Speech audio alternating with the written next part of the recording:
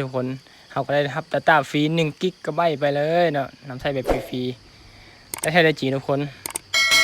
ฮีเพชรเด้อสบายดีหมดทุกคนเนาะมาสอนเอา Data ฟรีคือเก่าทุกคนมีหลายคนอาจสิฮู้แต่ก็มีหลายคนที่อาจยังบ่ฮู้เนาะสำหรับลาวโทรคมนะทุกคนเพิ่นแจก Data ฟรีก็คือให้เราเฮ็ดแบบสอบถามทุกคนเนาะตอบคำถามอะไรเนาะให้เราถ้าเพิ่นบ่ได้ส่งข้อความทาง SMS ก็ให้เราเข้ามา Facebook ทุกคนเนาะพิมพ์ชื่อเพจว่าลาวโทรคมทุกคนเนาะมันก็สิขึ้นมาแบบนี้เนาะก่อนสิไปเบิ่งก็ฝากทุกคนกดติดตามกดกระดิ่งแจ้งเตือนไว้ด้วยนะจ๊ะเดี๋ยวเราไปเบิ่งกันเลยกดลิงก์เข้าไปเลยเนาะแต่ของข้อยนี่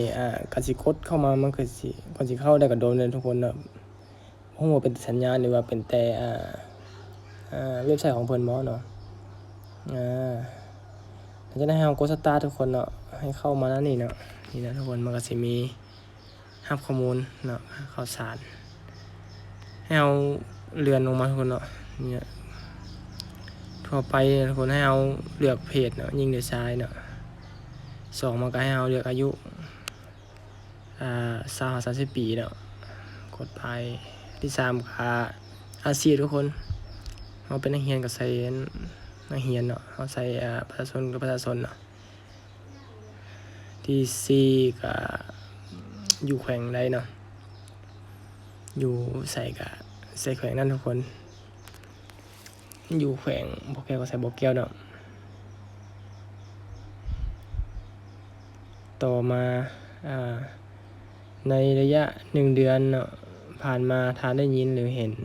การโฆษณาเกี่ยวกับลาวโทรคมเนาะผ่านช่องทางใดทุกคนก็ Facebook เนาะออนไลน์หั่นแหละ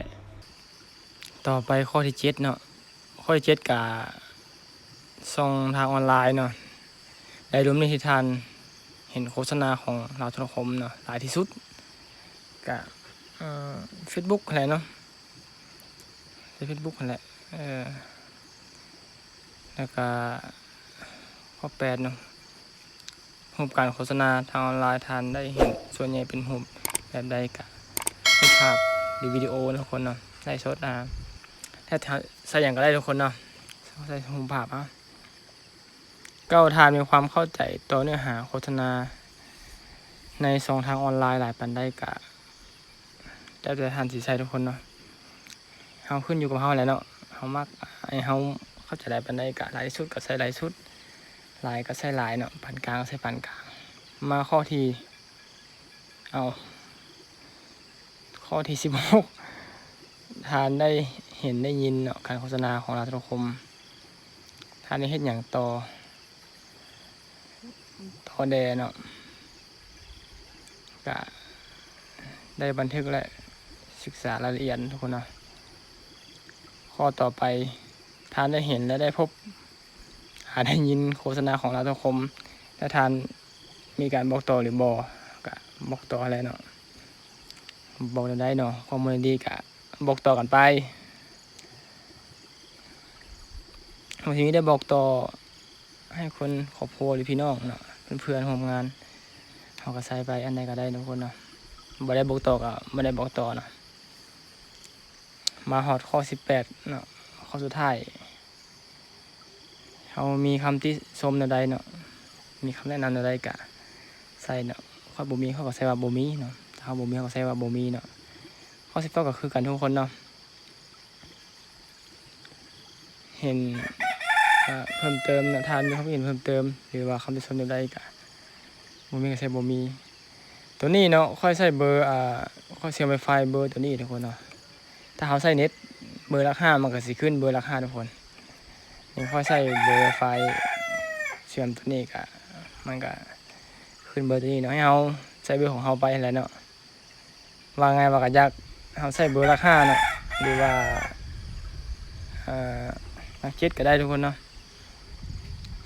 เราใส่เบอร์ของเราไปเนาะเดี๋ยวผู้ใดบ่ชื่อเบอร์ก็ไปกดเบิ่งเบอร์ทุกคนเนาะผู้ใดลืมก็กดออกไปกดเบิ่งเบอร์เนาะให้เรากดดอกจันเนาะ110สี่เหลี่ยมแล้วก็กดโทรออกเนาะ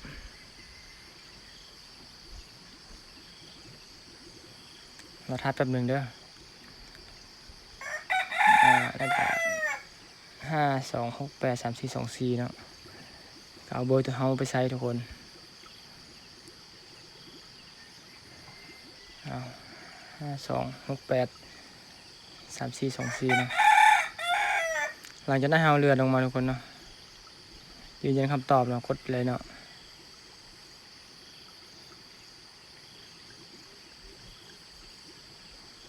นี่ทุกคนขอขอบใจเนาะนี่เพียงแต่สำนีทุกคนเขาก็ได้รับ Data ฟรี1 กิกะไบต์ไปเลยเนาะนำใช้แบบฟรีๆแต่แท้ได้จริงทุกคนฮีเพดเดอร์เดี๋ยวเราไปเบิ่งข้อความทุกคนเนาะนี่ทุกคนเนาะขอขอบใจสำหรับการตอบแบบสอบถามเนาะพวกเราขอมอบ Data จำนวน1 กิกะไบต์เนาะให้และสามารถใช้ภายใน24 ชั่วโมงเนาะขอขอบใจทุกคนเห็นบ่และแท้ได้จริงทุกคนเนาะก็จะมีแต่เพียงเท่านี้ทุกคนเนาะผู้ใดบอกเข้าใจก็ย้อนคลิปไปเบิ่งกันได้เนาะ